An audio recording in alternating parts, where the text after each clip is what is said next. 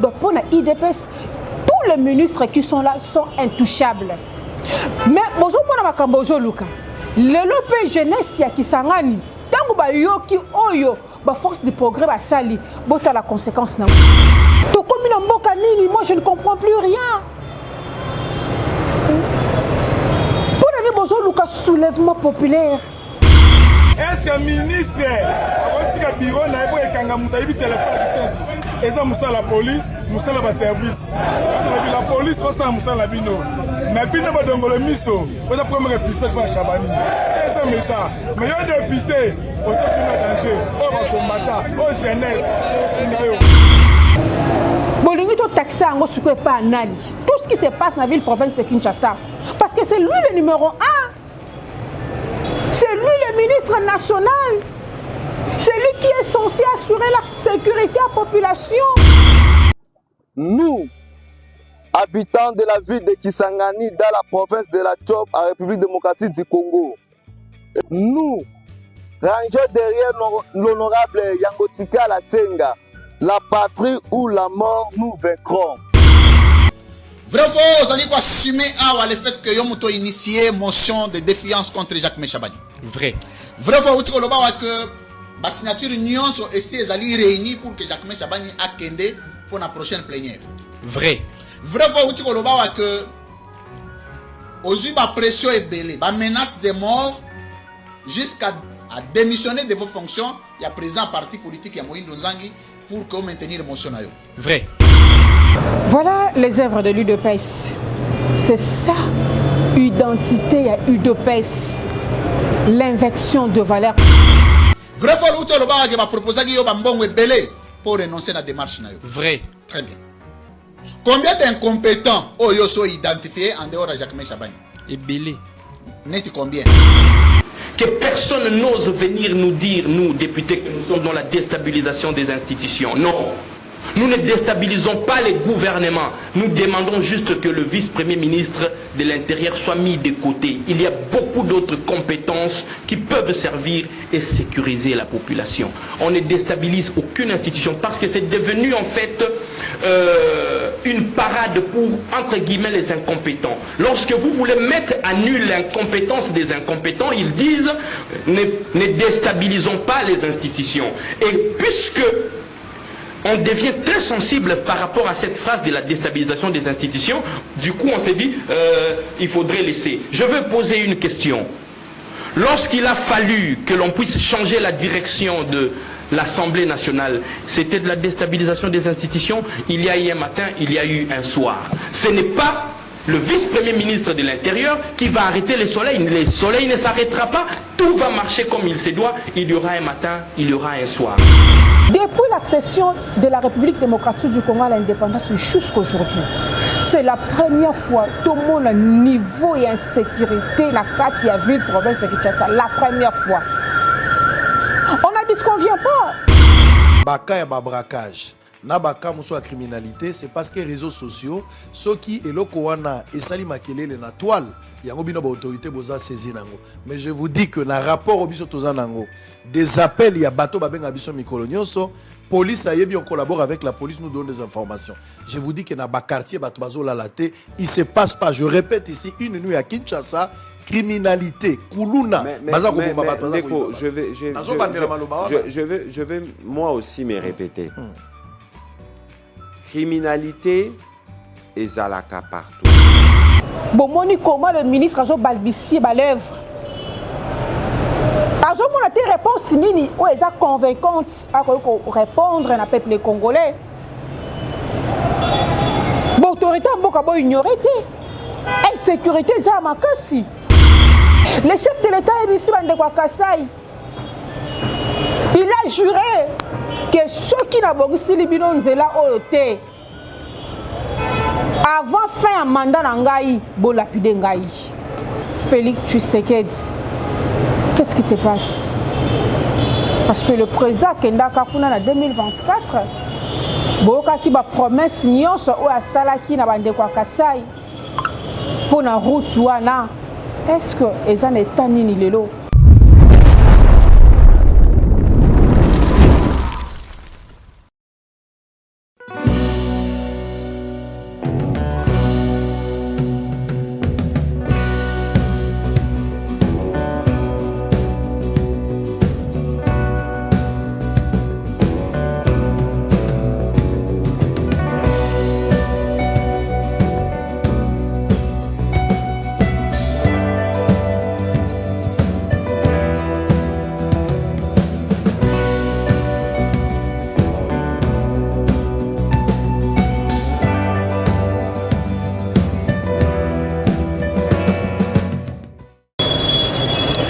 Espoir HK Télévision, toujours au suivi d'actualité. Madame, Messieurs, bonjour, bonsoir, tout dépend de l'heure à laquelle vous nous suivez à travers le monde. Bienvenue à ces nouveaux numéros, Tour de contrôle, une émission socio-politique mais aussi culturelle présentée par Ornella Makangila, votre humble servante. Abonnez-vous massivement à Espoir HK Télévision, partagez, commentez les émissions, likez et n'oubliez pas surtout d'activer la cloche de notification pour ne rien manquer de nouveaux numéros.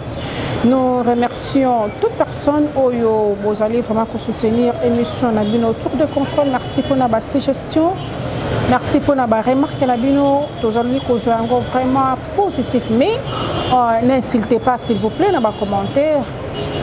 Surtout les autorités, qui que ce soit s'il vous plaît. Si il faut pour commenter, fais ça idée nayo, qu'est-ce que tu veux régime et ça là et là qu'on est bolingi l'autorité va bombis et non les insultes s'il vous plaît. Merci parce que gestion nabino tous aurons vraiment tellement positif na ba remarque nabino. Abonnez-vous pour cette chance. C'est vraiment il y a comme Madame Sumakas na kati ya chaîne Espoir HK Télévision parce que c'est le seul moyen pour vous de nous soutenir. Je salue derrière la caméra Komingo Jojo et je salue aussi le coach Henri Kassima. Merci beaucoup pour l'espace aux alita on sonako pesabiso pour na ko sala ka émission aux ali ko sepeli ça vraiment bana ya mboka. Na émission na bino tour de contrôle plus tout ça la kaba analyse. Il y a des vidéos, il y a des articles, il y a une information. Peut-être que ceux qui tendent vraiment mingiti à Kolanda Yango. Et ici, dans le Espoir HK Télévision, tous les la Kayango pour na lususuko éclaircir bino bandeko bozali Kolanda Yango. Pour na kolobela Yango plus en détail. Et si vous aussi vous avez une vidéo, soit vous avez un article, vous avez un post à proposer, voilà. Nos numéros sont affichés là, au titre de la biso, et puis tu commenter. Sans plus tarder, tous les qui na analyse ça mokola lelo, tu kolobela 2 points. Premier point, démission il y a député Ladi Yangoti Kala ou a qui a déposé motion de défiance contre le ministre intérieur Jacquemaine Chabani. Est-ce que mention est collègue? Est-ce que mention est collègue? On ne sait pas. Deuxième point, tu as une vidéo où ils allaient vraiment buzz dans les réseaux sociaux. Il y a route Kalambambouji dans la province de Kasaï centrale où ils allaient province chef de l'État et mon président Félix Tshisekedi. Qu'est-ce qui se passe? Parce que le président Kenda Kakuna en 2024, Boka qui va promesse nyonso ou à Salaki na bande kwa Kasaï pour la route wana. Est-ce que ezan état nini lelo? Moussala nini déjà salami na kati ya route wana. Ni nango ezo zanga po d'infrastructure. Il y a 4 républiques démocratiques du Congo. Et moi, on a appelé la mission à battre. C'est de la mauvaise foi. Est-ce que c'est de la mauvaise politique? Ou soit les aramités Mayamabe à battre. Voilà ce que nous allons analyser aujourd'hui dans la émission Nabino Tour de contrôle. toujours un petit Yakoub Sabino que ici, dans l'Espoir HK Télévision, ceux qui m'abaissent, ils allaient continuer toujours dans le parce que nous sommes là pour parler au nom de la population, au nom du peuple congolais. À tête 10 000, à tête bango sur la majorité, bah qu'on défendre l'intérêt na bango, mais qu'on en est plus que na mutu moko, ou à qu'on défendre pour l'intérêt à peuple congolais. Nous sommes là pour vous. Si les choses vont mal, tokolobela yango. Ceux qui peuvent la réalisation à malamu ezali, tokobetela yango maboko. Parce que tokoki biso nyonso kotambola la queue lele. Toza kaka na République démocratique du Congo moko, toza na 2 républiques démocratiques du Congo te. Ceux qui le makambo za kotambola mabe, pourquoi kolobela yango te? Insécurité dans la République démocratique du Congo. Personne n'ignore cela. Dans la ville, province à Kinshasa, le loba Congomani va zomi tourna. Est-ce que Toza a vraiment le ministre intérieur? Ministre provincial et intérieur à Zosala Moussala Nin. Bakonza la police va Zosala Moussala Nin. Pour le peuple, il subir les conséquences à modèle oil. Braquage. Oulou n'est pas. Et ça, dans la commune Moussous, même la journée, tu as du mal à Kotambola. Même la journée. Parce qu'on connaît qu'à quartier, on a quartier au Bazobunda. Nos mamans ont du mal à côté quand même la journée, la table n'a pas pour côté. Parce que bah habiter erni les koulou les kobanda. Tout la criminalité. Pourquoi vous croyez qu'on encadrer jeunesse cité? Mais ça les a été. Bana bazo tangate. Batéré ou esengela ki jeunesse a profité na yango ki na kosala ta sport nyoso boteka. Moi na revana na ndako du matin au soir ana eloko osala te. Akendaka classe te. Akosala nini? Et kotinda ya ça du n'importe quoi. Asa la banditisme. Akoma kuluna. Pourquoi encadrement comme tel, il n'y en a pas? La jeunesse est sacrifiée. Conséquence, c'est le loyango. Bakuluna.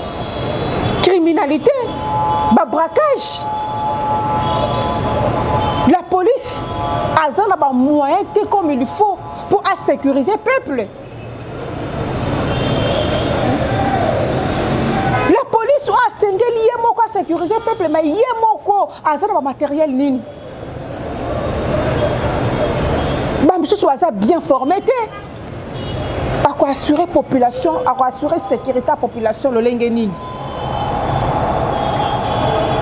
Depuis la République démocratique du Congo, c'est la République Tilelo.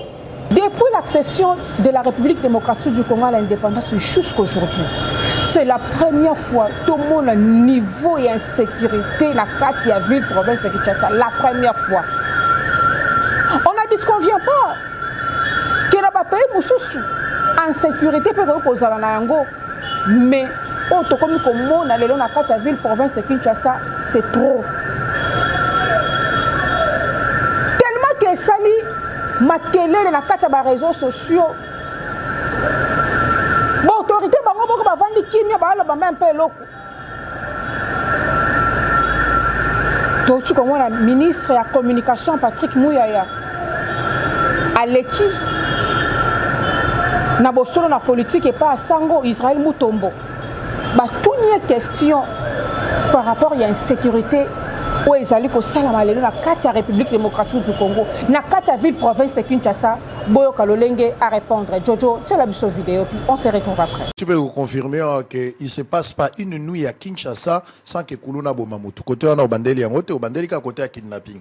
Parce que Kuluna zo boma batu. Mi kolonioso braquage zo ça veut dire que Yopé Bandeko Israël. Il faut aussi faire attention pour éviter la généralisation. Parce que Yopé bato à police, alors Toki po yo Canada bato à police, comme Yopé aux anaba éléments, aux la paix renseignant, Opé ça paie élément pour nous permettre balandela. Parce que la difficulté c'est que parfois il faut au nazoloba. Autant bakawa nezali, autant il faut plutôt éviter tokende dans la généralisation. Ozomona. Parce que yo ce que le lobby tous les jours. Mais la police reçoit des rapports tous les jours. Il y aura toujours quelqu'un qui verra. Et là, la différence, c'est Ali, baka et braquage. Na baka muso criminalité, c'est parce que les réseaux sociaux, ceux qui et lokowana et sali makelele na toile, yango bino ba autorité boza saisi nango. Mais je vous dis que na rapport au biso tozanango, des appels ya bateau babenga biso mikolonyoso, police ayebi on collabore avec la police, nous donne des informations.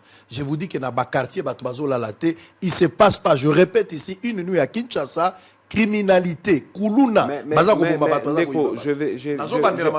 Je vais moi aussi me répéter. Criminalité et zalaka partout. Yango toza na ba service ya police au basalaka tous les jours. Yoromona nazo sur la jour morona général Israël commissaire provincial Israël.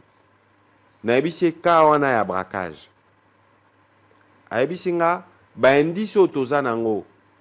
Il semble que muto ba braqué à travers na bango. Mais tozo enquêter toyé baneni ni comme yana parce que yoromona ba braqué mutu. Mais ceux qui police atali à creuser muso zaki règlement de compte. C'est pour ça que dans la plupart de cas de Israël, il faut aller au-delà. Mouto ko saote yo l'équipe police na information ta. Yo batu babenga mais police amsa na bango tous les jours. Ça veut dire que balamka na tongo basala ba patrouille na katikati ya butu, batu babenga bango balandela rabaka tous les jours. Ici ce qu'il faut reconnaître Neko Israël, c'est que c'est un défi. Le président de la République lui-même l'a dit en Conseil de ministres. Il a demandé au ministre de l'Intérieur de renforcer. Il a dit au ministre de l'Intérieur, dans certains cas, il faut même impliquer l'armée. Ça veut dire qu'il y a une réponse institutionnelle au Bissotokopesa. Ici, Israël, il ne faut pas faire peur. Nabato, Baolanda, Bissona, Kinshasa, ou même ceux qui viennent d'ailleurs. Parce qu'ici, il y a une volonté. Autant il y a des criminels, mais plus il y aura des criminels, plus notre volonté sera forte d'y mettre fin. De créer également des conditions pour cette police, les équiper aussi. Il faut mettre assez de moyens, base à tenue à Sika, base à la paix équipée parce que c'est un travail en cours, c'est pour ça qu'on a fait une loi de programmation. Voilà, on a qui ministre il y a communication à répondre à la question Israël Mutombo tout lié par rapport à l'insécurité. Banamboka binomoko bolandi. Bomoni comment le ministre a balbutié ba lèvre. On a des réponses nini ou est convaincante à répondre à peuple congolais. L'autorité en boka bo ignorer insécurité ça makasi. Vous croyez que c'est que vous croyez que on bande ko bazoloba. Surtout on bazola qui sont na réseaux sociaux, sur la télévision ça makamba lokuta. Sentiment nini et ko zwa mutu. Ah, le blané car makambe tali insécurité, ce que ça makamba lokuta. Peuple congolais ont vivre na kati insécurité, toza na posa changement. Ba konza la police va sala musala na bango. Ou pesa bango ba moyen esengeli pour la sécuriser peuple. Au lieu ko balibisi munoko.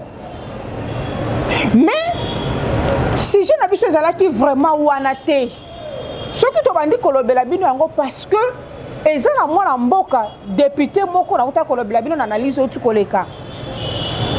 L'a dit yango tikala wazali membre ya parti politique ya ministre Moïndo Nzangi, parti politique na bango eza action de volontaires pour le relève patriotique AVRP en sigle.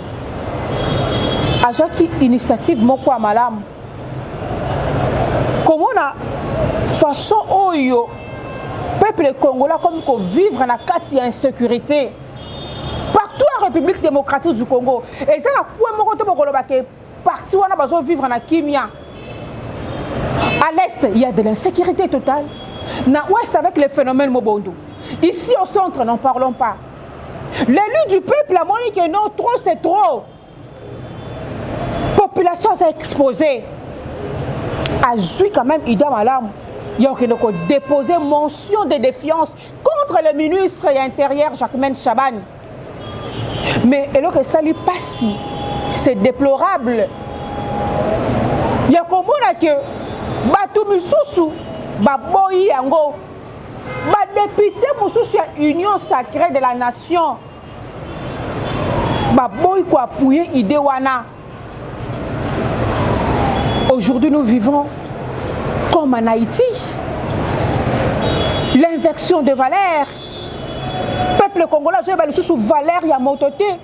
Peuple congolais, je vais sous valeur, et là, on dit les à défendre. Et là, on dit les c'est la priorité. Moutou a eu initiative, a eu idée à malam. Parce que ministre, il faut y aller pour se justifier. Pourquoi? Parce que les moyens à la Kanango. Les moyens. Mais pourquoi aujourd'hui le peuple a fait la carte insécurité à modèle haut? Et depuis l'accession du président Félix Tshisekedi à la présidence de la République démocratique du Congo en janvier 2019 jusqu'à aujourd'hui, tous les 4 ministres au Baleka, Bango Nyonso, Batuka Kaya, UDPS, Bomoni Lelo insécurité. La Kataville, province de Kinshasa. Et bon, on a eu initiative à Malam a déposé motion de défiance contre le ministre. Binonius Boboyi. Boboyi quoi appuyer. Donc, idée, on a dit, idée, mon cas, babé. Bande de union sacrée, ba télémi. Ba force du progrès, ba télémi. Ba communicateur, il y a UDPS, ba télémi. Pour soutenir le ministre, il y a intérieur, il y a un malam. La preuve est allée. Mais où est-ce que vous vivez dans la ville de Kinshasa et ça, Nimi. Mais s'il vous plaît, Jojo, c'est la vidéo, il y a des communicateurs, il y a eu de personnes qui vont soutenir le ministre Jacquemaine Chabani. Et on se retrouve après pour continuer notre analyse suivante.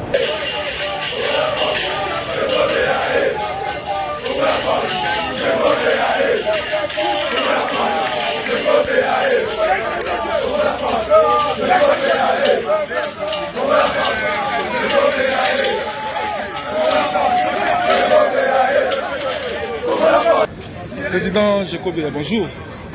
Vous avez Moko, il y a guerrier, il y a régime, il y a combat.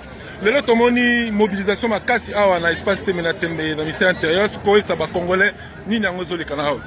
Alors, bah combattre bah na kanda, population bah na kanda, parce que bah beaucoup les n'a pas ridiculiser moi na maïle les mots de tout ça. Ça veut dire que tout ça la bien, ceux qui nous donnent la maïle les naïe, et puis à Tendakate, banda bah ministre intérieur, yambo canabiso bazwa.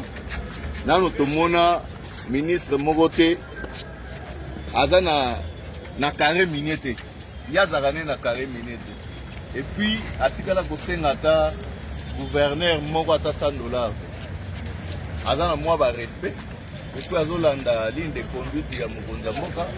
Voilà pourquoi moi ba jaloux belé muto atindaki bango bayiba azape et bon musiko pourquoi na Jacquemaine Chabani nazolo ka pesa tête financière yente mutu alongo apesa ki musala yete mutu alongola ki yepe ba pesi ye musala azosala musala ne kaka correctement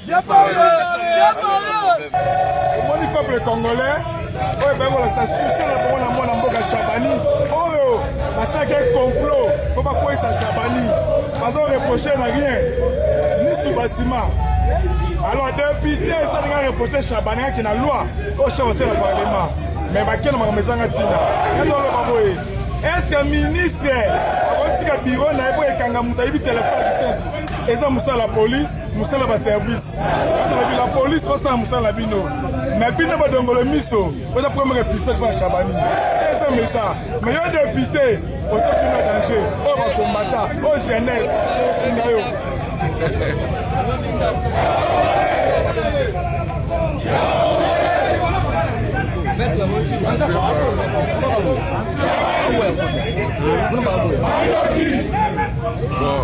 ozolaka soki bazofongola ntango kolinga kota obengai Claudi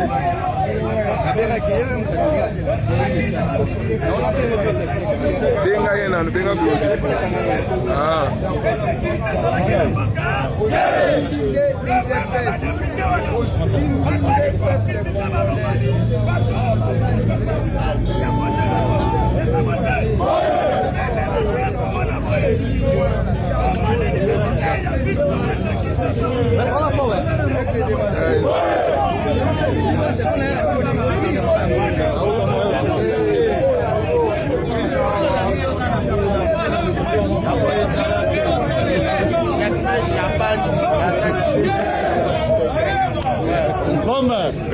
Toujours.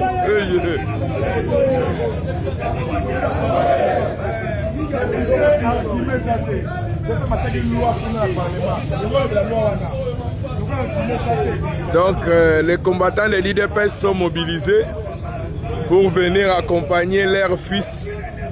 Donc c'est juste le début de la mobilisation. Si ce député-là persiste dans son sale projet, donc il pourra rencontrer la base de l'UDPS sur son chemin. Voilà les œuvres de l'UDPS. C'est ça, identité à UDPS. L'invection de valeur, comme disait Papa Tshisekedi le père, paix à son âme. Au lieu que défendre ma valeur, UDPS défendra toujours le bêtise. Tous les députés, tous les membres de l'Union sacrée de la nation se sont désolidarisés contre le député Ladi Yangotikala. Kondenga a déposé motion de défiance contre le ministre de l'Intérieur Jacquemaine Chaban. Est-ce que motion n'est collègue pour éviter? Ah déjà se réunir pour soutenir le ministre. Pour avoir une insécurité, oh nous sommes dans la carte de ville province de Kinshasa, ça m'a cambo le kuta. Et ça va montage. Taxé en pas tout ce qui se passe dans la ville province de Kinshasa. Parce que c'est lui le numéro 1. C'est lui le ministre national. C'est lui qui est censé assurer la sécurité à la population. Mais tant que tout le monde a dans la ville province de Kinshasa, qui est le responsable numéro 1? Oh, l'UDPS.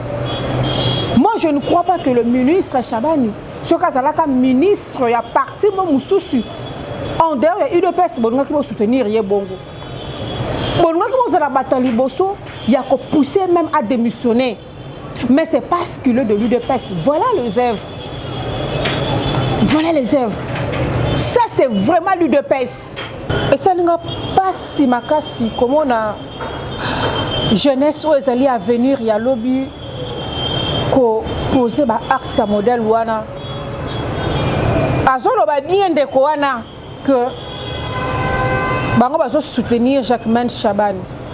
Est-ce que mutu soko yibi téléphone na kinkolo, il faut ministre na kitakuna pa kende kozwango akende kokanga mutu wana. Quel raisonnement! Oh mon pays, j'ai eu mal. Jeunesse congolaise. Et puis bonjour le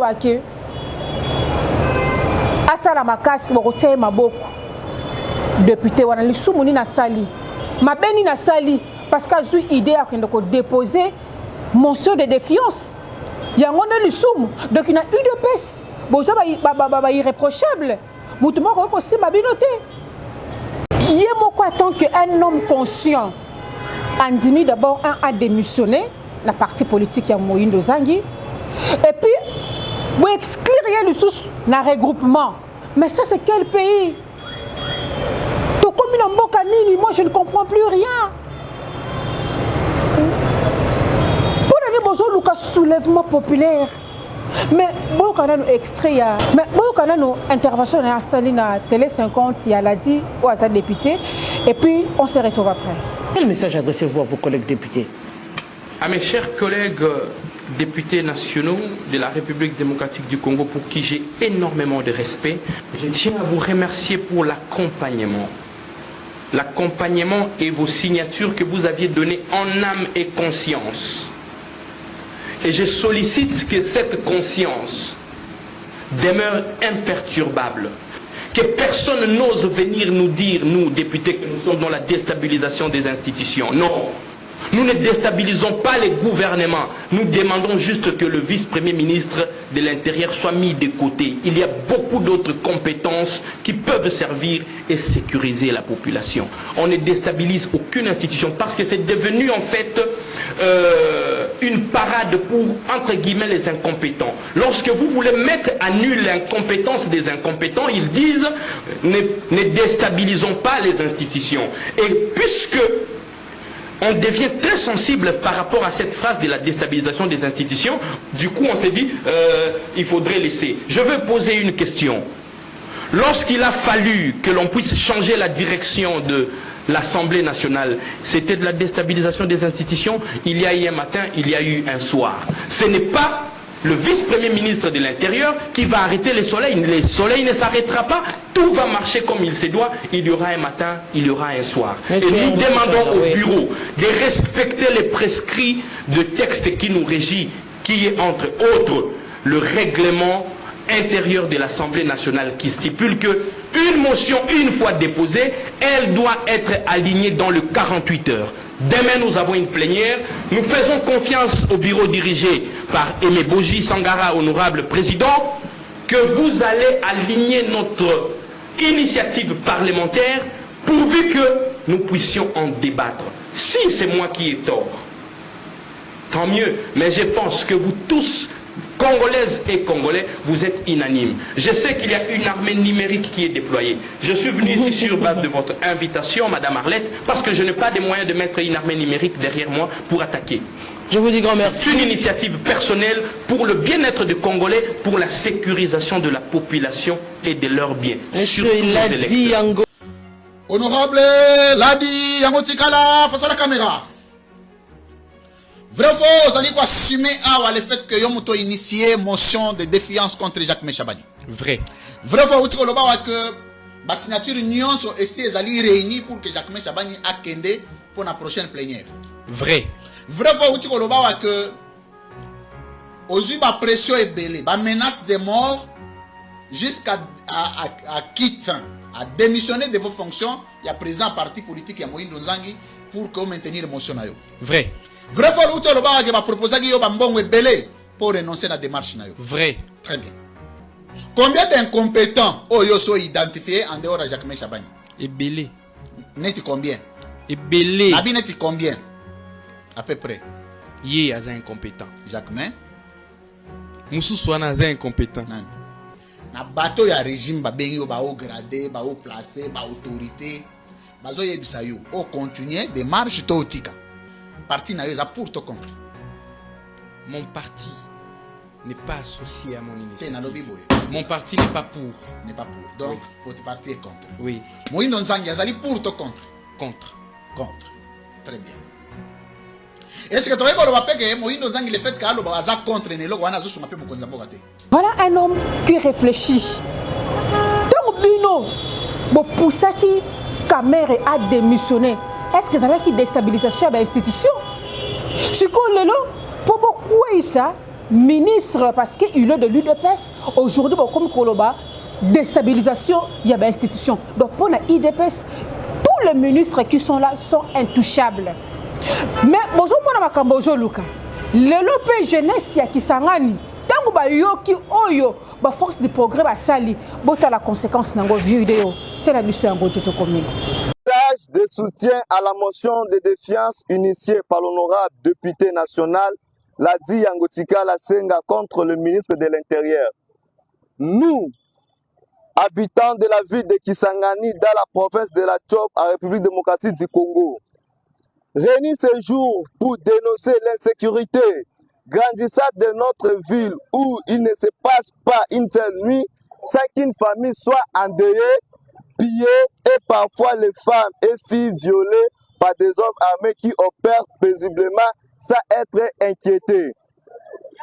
Certains lieux qui autrefois étaient reconnus sécurisés et sécurisants comme les hôpitaux, les églises, les couvoirs de prêtres, les écoles et universités sont devenus aujourd'hui des théâtres de pillage, viols et tortures de paisibles citoyens.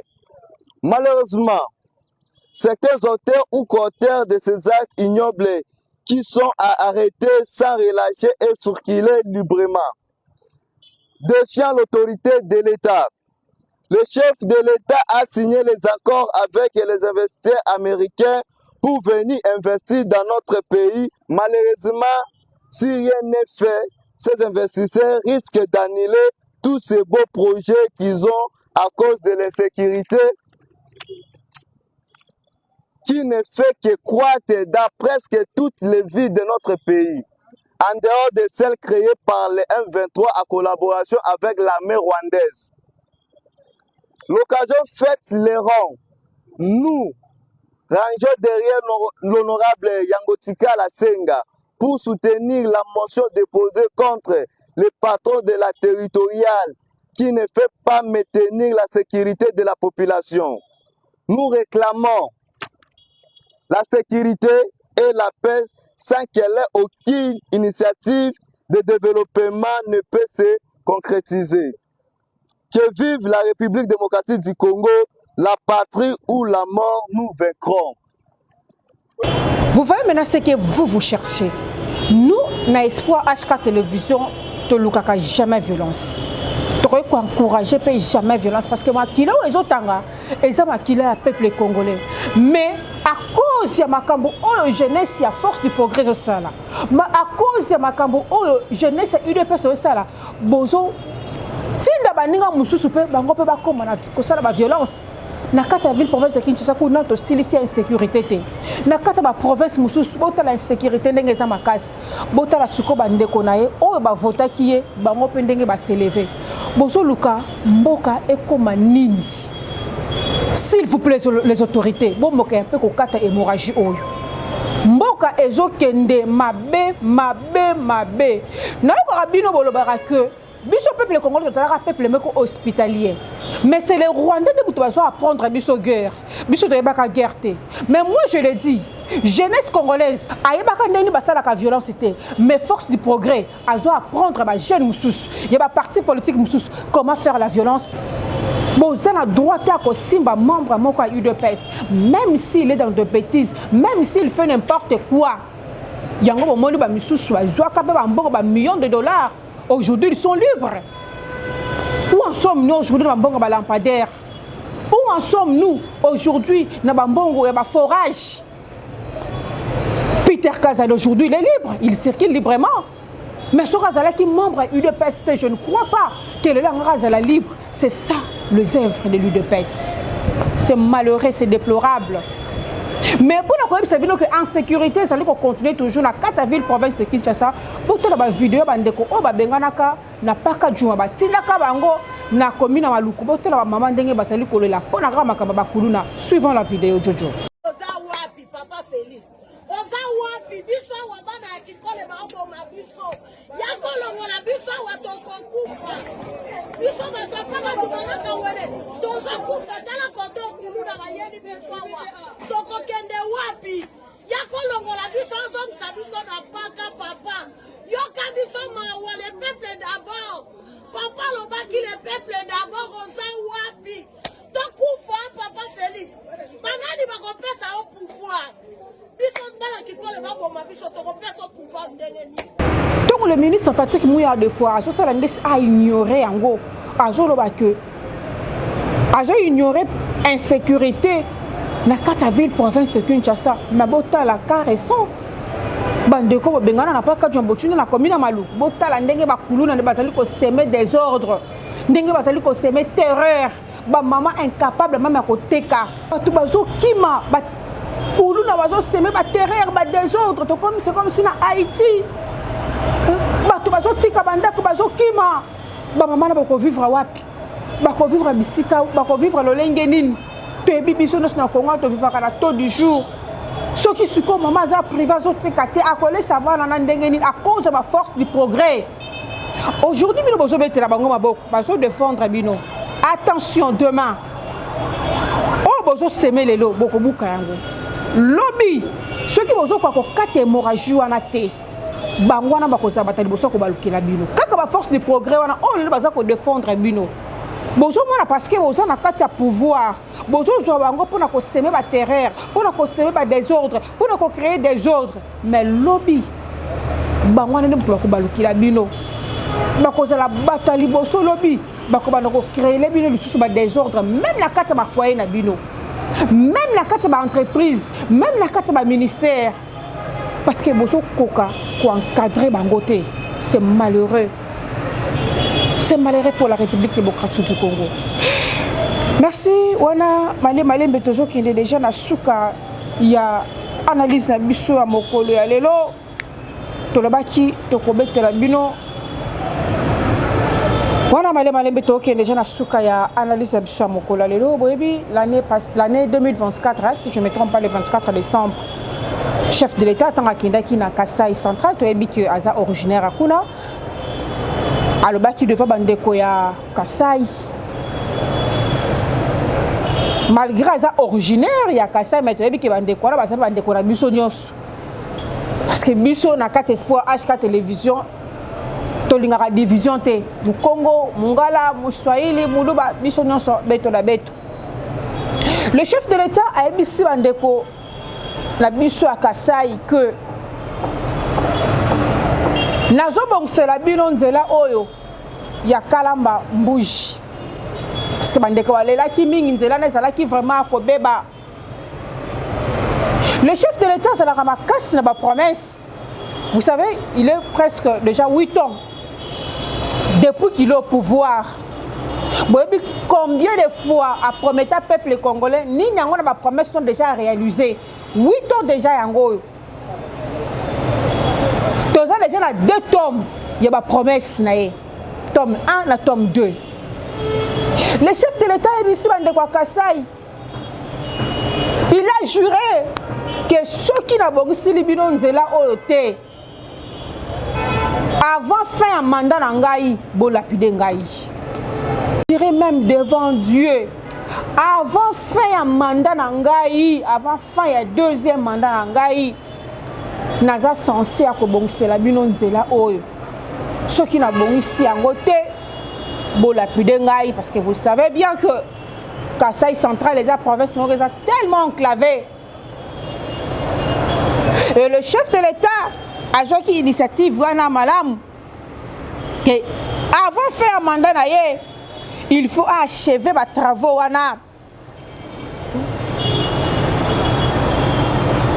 Pour l'économie régionale parce que vous voyez que route wana ya route ya Kalamba Mbuji et relia Angola na Kasai central par le port de Lobito pour na ko désenclaver quand même aussi province wana Kasai central. Et vous savez bien que province wana ba surnommant même la route plutôt ba surnommant même la route de l'espoir pour permettre désenclavement l'espace Grand Kasai pour connecter avec l'Afrique australe comme Naoutuko Sabine Ango. Cette route fait 230 km. Et le président promettait qu'il n'a pas cassé que avant fin un mandat na il faut assilisa misala na route wana. Et vous savez combien au Ebima pour Nanzela wana 300 millions de dollars selon certaines sources. Mais aujourd'hui, le chef de l'État a déjà presque na fin un mandat na et c'est juste 2 ans. Mais Botolanam était à Routouana et puis on se retrouve après. Jojo, tu as la vidéo. Botala nzela Kalamba Mbuji wana yango wana babongisi nzela babongisi nzela. Botala. Tala pasi na kananga nde tozonyo kwa. Tutwanwe mumbrile ko kwa. Tana jubwele mu video. Tala. Mawe. To souffrir na Congo. Botala pasi to batu banyo kwa matransport yango ane dindi na mai. Obongisela batu nzela te. Abongisa nzela Kalamba Mbuji yango. Botala mabele. Gouverneur, oui. Gouverneur, Salamaka. Tambi bato banyo kwa. Nzela kalamba mbuji banda tokangami. Voilà. Bino mo tu kolanda état ya route wana ya Kalamba Mbuji. Province ya chef de l'État. Oya prometaki bandeko na biso ya Kasai que ngai soki na silisi nzela ote avant fin ya mandat na ngai depuis décembre 2024 lelo to komi na 2026 avril. Combien de mois déjà?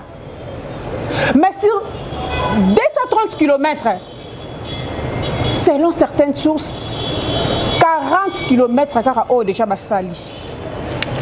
Mais Mbongo o ebima 300 millions de dollars. Vous imaginez? Vous imaginez? Botala beta ya banzela na biso lelo. Et bozolinga ke mboka et se développer. Mboka ko se développer ndenge ni na beta ya banzela modèle oyo. Bozo kotisa mboka na katsa banyongo. Combien de millions lelo oyo bino bo défi? Mais réalisation sur le terrain, les œuvres et Zawapi. Botala biloko ndenge zo pola na nzela Congo central. Botala biloko ndenge zo pola na nzela ya Bandundu Kikwit. Eta ya banzela ezate. Les routes et desserts agricoles. Ouais, sengeli ko faciliter babiloko ebimaka pour la laisser sa population. Mais botala beta ba route wana. Botala lelo beta ba route wana. Est-ce que tu as la fière à cause de la Congolais lelo? Willy Mouché qui a le baka yango. Combien de millions ebima?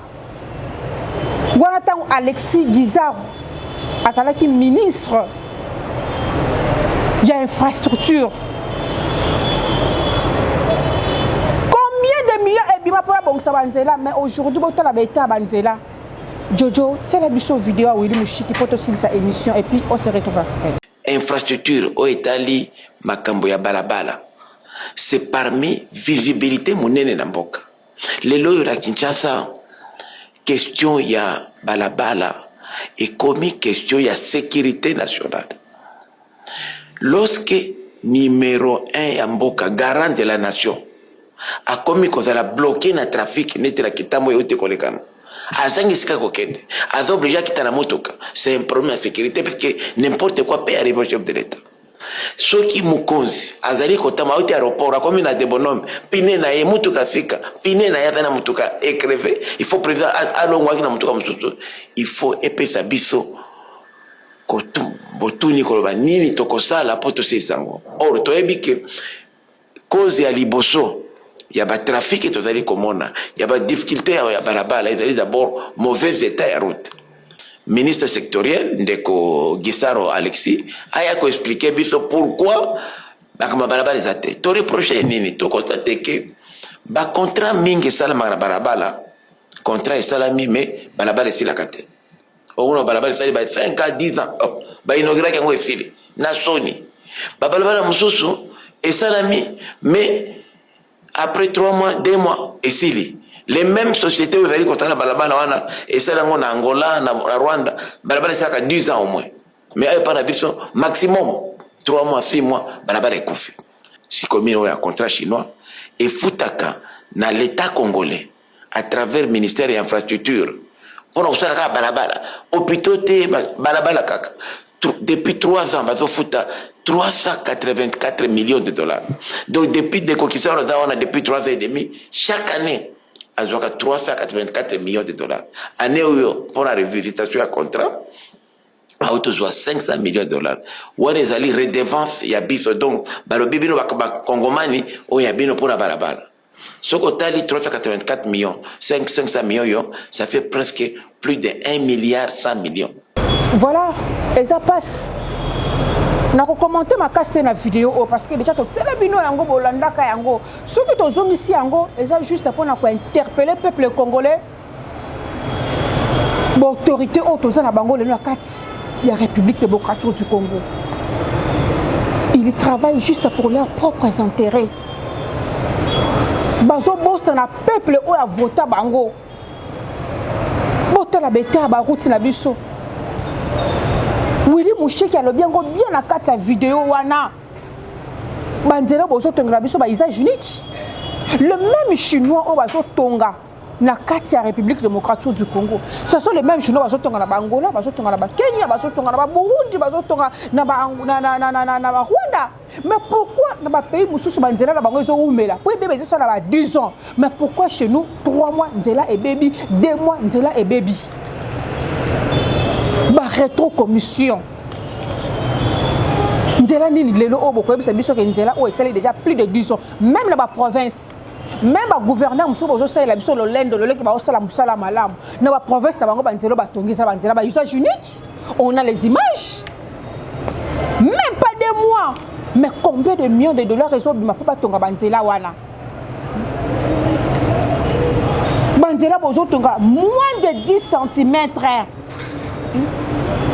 Mais selon le norme, nzela il faut ezala na 30 cm. Botala ki motema mabe ya autorité congolaise autosana bango. Des gens qui travaillent que pour leurs propres intérêts. Peuple congolais Fongolamus 2028 c'est pour bientôt. Bako sabino le soutien pour na maputa. Bako sabino te pour na 5000 francs congolais. Bino bozo qui ne ko défendre ba ministre wana parce que ba déposer les bango ba motion de défiance. La majorité d'entre vous bozo même pas na misala. Bozo fois la journée Mbimba sous le manguier. Parce que ba bengi bino ba pesa bino ba 5000 francs, ba 10 000 francs, bozo qui ne ko défendre même de bêtises. C'est pitoyable. C'est votre avenir déjà en danger. Bango bana bango ba vie déjà bonga. Bana bango bazo tanga na bisika moko malamu. Demain ils vont retourner, ils vont encore vous diriger. Bino bokozala na ka pona ko betela ka bango maboko. Aujourd'hui, bana bobutu ndenge bazo diriger biso lelo. Maintenant ndenge ba kosaka batu na ba grève, na ba journée ville morte. Bino tango bozo tanga te, bozo fana na bandako, bango bana ba bandako tanga. Aujourd'hui, bon les conséquences, ce sont les mêmes enfants bazo ngile bazo diriger bino parce que bango ba diplôme na bango est valable. O ya bino boke na mboka ni boko laksa ba diplôme na bino. Bon, ça la na malonga. Peuple congolais, sois vigilant. Zala maele, cette fois-ci, bako sabinote. Ba pesio mbongo zoa. Ba pesio liputa zoa parce que za yo. Et za mbongo na bino, za mbongo ba contribuable congolais. Mais zala mena conscient, yeba nani oko voter lobby. Merci beaucoup. La bino nyo sobozala qui derrière vos postes téléviseurs, derrière vos téléphones pour na kolanda analyse na bino. Merci pour la soutien na bino. O bozali ko sala pour na chaîne na bino et mata vraiment makasi.